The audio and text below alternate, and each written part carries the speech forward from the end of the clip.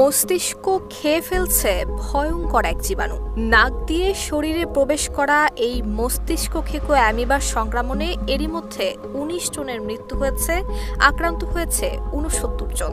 মাথা ব্যথা, জ্বর, বমি, ঘাড় শক্ত হয়ে যাওয়ার মতো লক্ষণের পর দ্রুত মস্তিষ্কে ছড়িয়ে ৫ থেকে ৭ দিনের মধ্যে ঘটাচ্ছে মৃত্যু।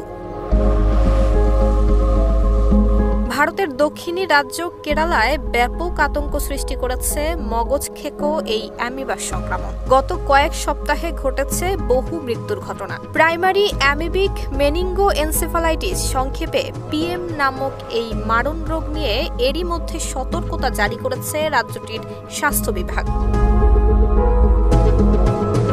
এই জীবাণু কেন্দ্রীয় স্নায়ুতন্ত্রকে আক্রমণের পর মস্তিষ্কের টিস্যু ধ্বংস করে ঘটাচ্ছে মৃত্যুর ঘটনা। আপনার প্রিয় কাপড়ের যত্নে এলো এনজাইম সমৃদ্ধ Arik silver wash detergent powder, 500 গ্রাম মাত্র 70 টাকা। প্রিমার্ক। একেবারে সুস্থ শিশু, কিশোর কিশোরী এবং তরুণদের মধ্যে দেখা যাচ্ছে এর প্রকোপ। এই রোগ মানুষ থেকে মানুষের মধ্যে না ছড়ালেও রোগ নির্ণয় কঠিন হওয়ায় বাড়ছে মৃত্যুর সংখ্যা। জলবায়ু পরিবর্তনজনিত কারণে পানির তাপমাত্রা বাড়ায় এই অ্যামিবা আরও সহজেই করছে বংশবৃদ্ধি। উষ্ণ আবহাওয়ার কারণে বেশিরভাগ মানুষ পানিতে নামছে, যাতে সংক্রমণের ঝুঁকিও বাড়ছে।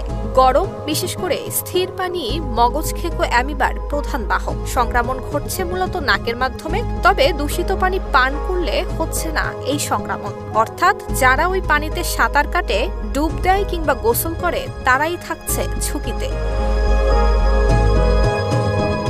ভয়াবহ এই সংক্রমণ থেকে বাঁচতে পুকুর, হ্রদ, জলাশয়ে সাঁতার কিংবা গোসল এড়িয়ে চলার পাশাপাশি কূপ এবং পানির ট্যাঙ্ক নিয়মিত পরিষ্কার রাখার পরামর্শ দিয়েছেন বিশেষজ্ঞরা। নুসরাত জাহান মেহেক, ঢাকা পোস্ট।